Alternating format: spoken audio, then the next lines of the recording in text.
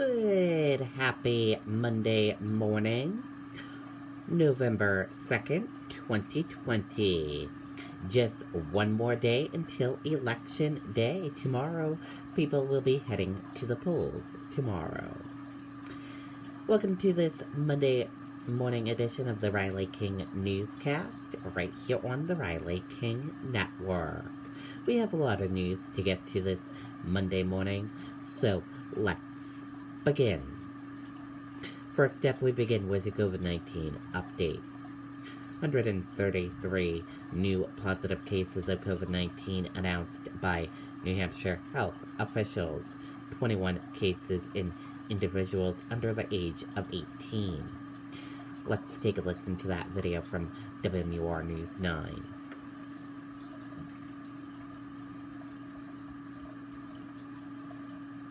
Hey, Paul here, owner of Century Roofing. I personally wish to thank the thousands of our customers for supporting our team. COVID-19 by the numbers in New Hampshire, we do continue to see an increase. 133 new cases were confirmed today. 21 were in kids under 18. For a total of 11,214 since the start of the pandemic. There are now 1,352 active cases in New Hampshire, and one more person was admitted to the hospital. A total of 38 are now receiving treatment. There were no new deaths to report today. Okay, and there you go on that video and that report. COVID-19 in New Hampshire, what you need to know, information. Let's take a look at that right now.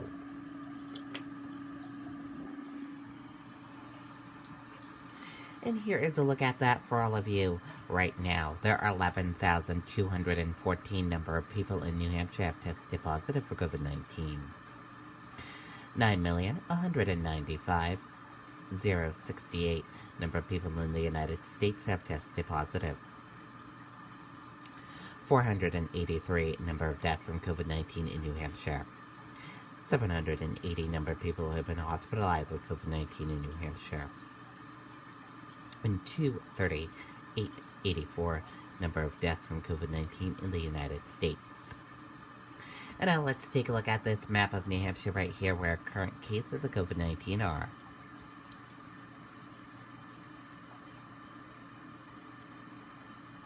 In Nashua, 86. And let's take a look at this map of New Hampshire where total cases of COVID-19 are. In Nashua, 1214. And now let's take a look at the three charts here. Let's start with the first chart here.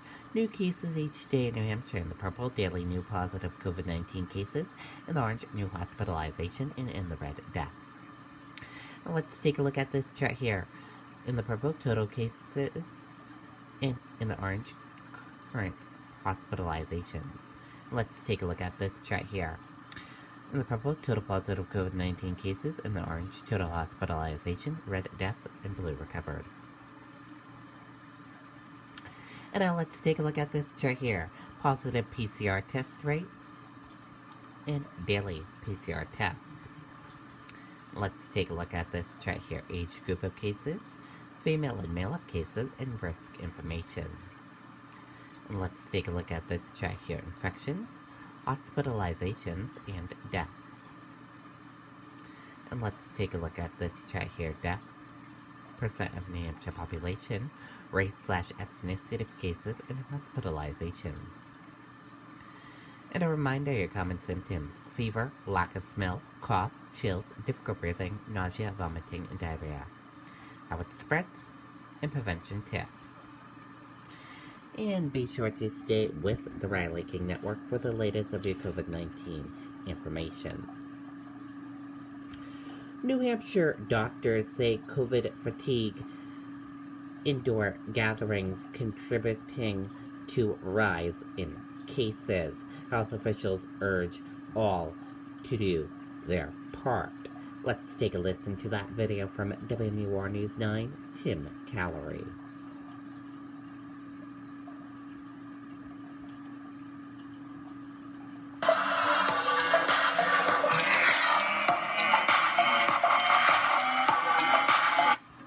numbers were slightly lower than the record daily new case numbers we saw on Saturday, but they continue to climb. People are spending more time indoors because the weather's getting colder. I'm sure that there's some level of fatigue as well, and people are probably getting lax at social distancing. Dr. Michael Gilbert says state regulations play a role as well. As we loosen up some of the restrictions, there's always going to be some increase in the number of cases. Testing is also a factor, says Dr. Greg Baxter. And if you look at the positivity rate, so of all tests done, how many are positive, that's actually trending up a little bit too. So more tests equals more cases, but the number of positives out of the pool has also gone up. Baxter says hospitalizations are also on the rise. We were at single digits for a good part of September around Labor Day, statewide. I think today we're at high 30s, maybe almost 40 hospitalized patients. Health experts say these are signs New Hampshire could be approaching its second wave. But there are steps that can be taken at home to ease the burden on local hospitals should it arrive. Just remember all of the basics. Wash your hands often. Wear a mask whenever in public. Don't touch your eyes, nose, or mouth. And stay home if you're feeling sick. The question will be our commitments to each other societally. Is it going to keep it in control and at a level that we can manage and doesn't outstrip our capacity? And both hospitals say they are in better shape now than they were when the pandemic first hit. That's thanks to new treatments and more PPE. Reporting in Manchester, I'm Tim Callery, WMUR News 9. Okay, and there you go on that video and that report.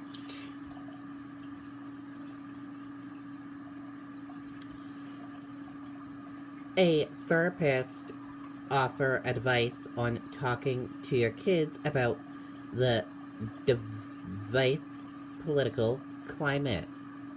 Suggestions being a solid role model. Let's take a listen to that video from WMUR News 9, Gene Mackin. I really wanted to do some things for my business, and I think I was thinking much more on a...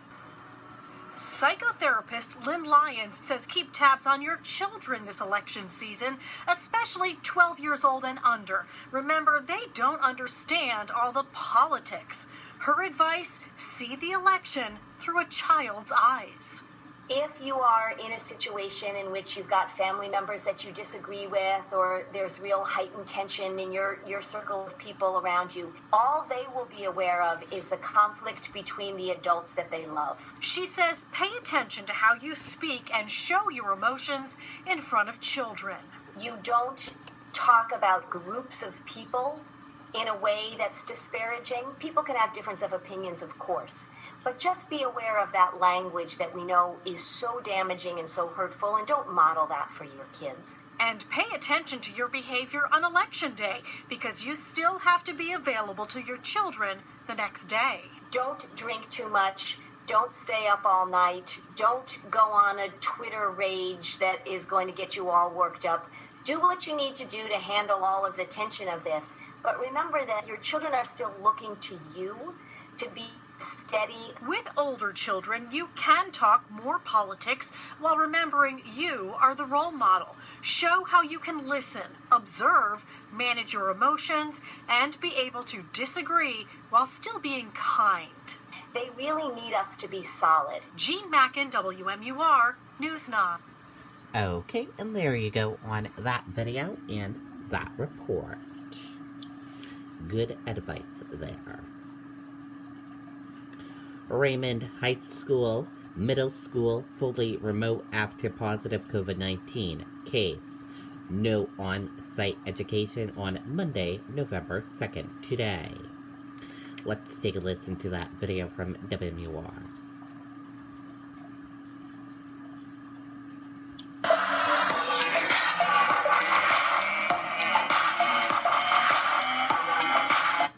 Two school districts announcing moves to remote learning because of COVID-19. Good evening. Thanks for joining us. I'm Charisse LeClaire. Raymond High School and Ivor Holmes Gove Middle School students will be going remote tomorrow.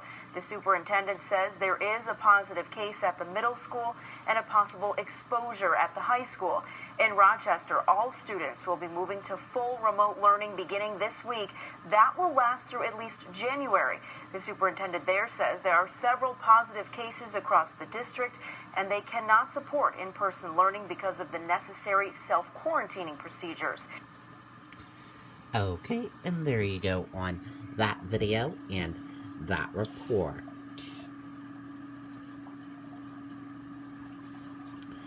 Shaheen Mesner campaign in the final push in the race for U.S. Senate in New Hampshire. Both visited voters on Sunday. Let's take a listen to that video from WMUR News 9, Siobhan Lopez.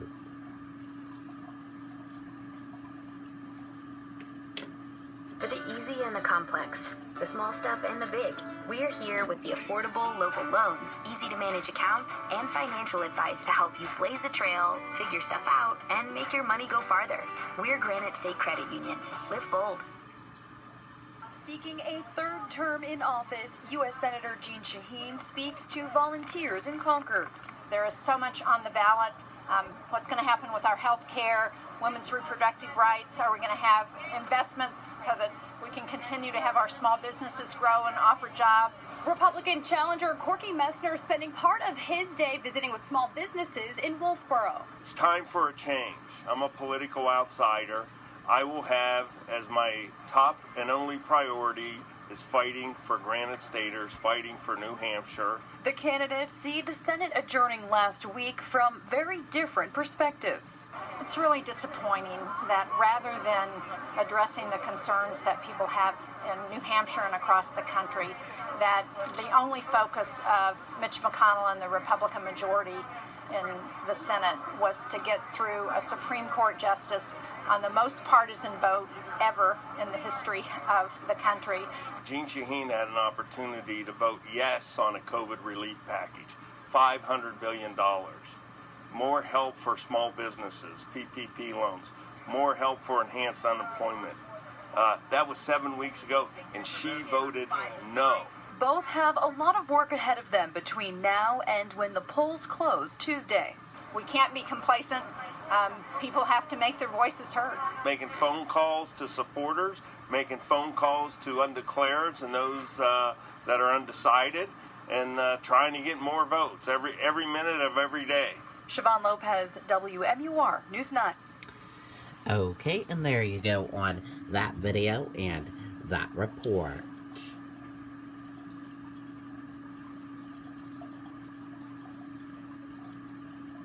No winner on election day? That's okay. Here's why and what history has shown. Let's take a look at that video.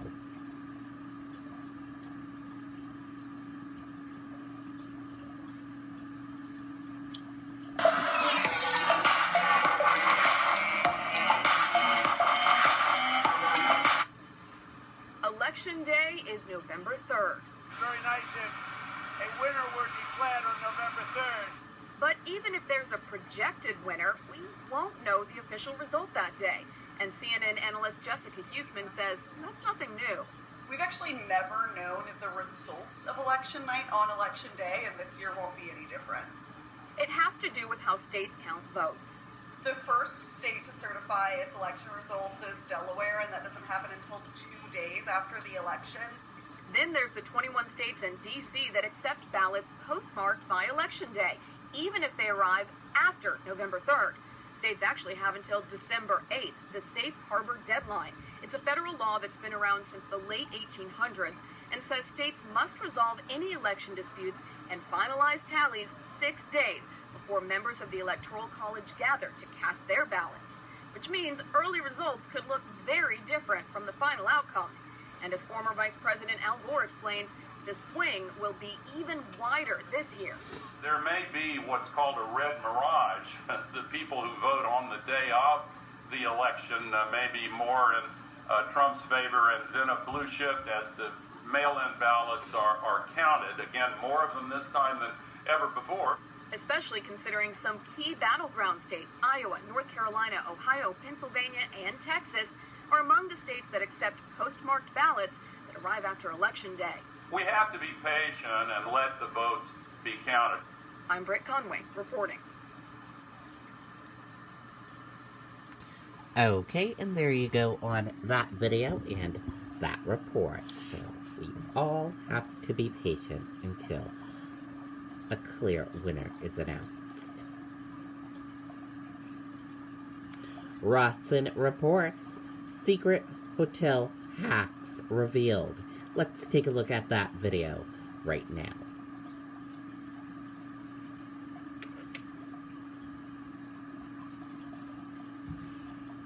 At New England Dental Group, we use the latest innovations to provide affordable dental implants, specializing in the all-on-4 solution for a completely new smile. Call today about your dental implants. New England Dental Group, all your dental experts at one location.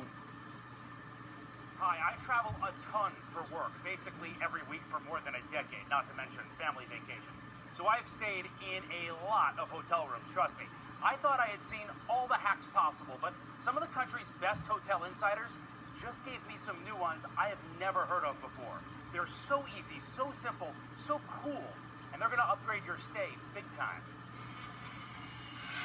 If you're anything like me, the first thing you do when you get to a hotel is look for your phone charger to plug in your phone.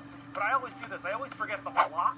You know, the part that goes into this, to plug it into the wall socket. A lot of the older hotels don't have the USB ports. But don't worry, I just found a really cool hack for you. The hotel TV, most of them, this one spins around, making it so much easier. If not, just get back in there. Most hotel TVs have a USB port, like this one does right here. So you plug your charger into the TV like that. Let me grab my phone. And it will act as a charger. Watch, I'm plugging it in. Look at this. Boom, turn green. It is charging my phone right now. No charger, no wall socket at all. Now, here's a security alert for you. Come on in. It's going to ask you this question. Allow this device to access photos and videos. Make sure to hit don't allow. And now, you got a charger and your data's safe. Here's another cool hack. If you forget your charger entirely, that happens too, we're told by hotel clerks, you know what, we actually have a stash of chargers that we find whenever we clean rooms, and we keep it in a lost and found, so just call us, they say, and we can usually give you a charger. I have not called the hotel operator in this hotel yet, but I'm going to ask her if they can bring. Hi, Shirley, my name is Jeff Ross, and I'm in 520. Do you by any chance have any phone chargers? I forgot mine. You have one. Do you mind bringing it up to my room? Thank you so much. And within minutes, a knock on my door. There you go. You're amazing. We were just telling people about hacks. Sorry for the TV camera. Right? This is a good idea for people. It is. It sure is. It may annoy you, but it's good for. It's a great idea. Thank you so much. Thank you. You're welcome. Appreciate it. I love hacks. Everyone hates a stinky hotel room. Here's a great hack. Grab the air fresheners from your car. You know these little cheap ones. Stick them right onto the vents of the hotel air conditioner. It literally already smells like watermelon in here. How cool is that? Now, here's another problem you have in hotels all the time, right? You know, you have the blinds, you try to close them up, and you always end up with that tiny little crease. And this is what wakes you up at 6 in the morning when the sun starts coming through, right? Watch this. This is so cool. Come over to your hotel closet. You know, they all have the hangers like this with the clips on the end. Watch how cool this is. Bring these together. We want to close up that crease, right? So grab both sides, clip it. Clip it. Done. You're going to sleep tonight. Traveling alone and want a little extra protection? We have you covered. This next hack is for safety. In my hands right here, this is a portable door lock. We bought this on Amazon for $15. This is for the hotels that may not have one of these double locks and the hinges up here, or if it's flimsy, come on in here because you're the person we want to keep away who's in the hallway. So all you do is you take this little metal piece, you stick it into the door frame where the door closes, right? Then you let the door close just like this, okay? Then you take this little thing right here, and it goes right into that little hole right there. Turn it up and you go like that. Now look at this. This thing's closed. I mean, remember, it's completely unlocked right now. This door is completely unlocked and it will not open. If you want to get that personal safety gadget for yourself, we have a direct link on our website right now, RossenReports.com. And before I go, I want to give you one more hack, and this one is about hotel germs. Always gross, but especially important now with COVID. As we have reported before, the TV remote, one of the germiest items in your hotel room. If you didn't bring disinfectant wipes, if you forgot a bag to wrap it up, no problem. Take the plastic bag from the ice bucket, or like this. I took this plastic bag out of my room. It's around the cups that they give you, the plastic cups in the bathroom, and wrap your remote around it like this, then you can hit the button through this. Perfect hack to keep you germ-free. Hope it helps. Back to you. Okay, there you go. Good tips there. Very excellent good tips. And that did it for this morning edition of the Riley King Newscast, right here on the Riley King Network. Thank you for watching this morning edition. Have a great rest of your day, and I'll see you back here later on today for another newscast. I'll have news report coming up in a little bit. Goodbye, everyone.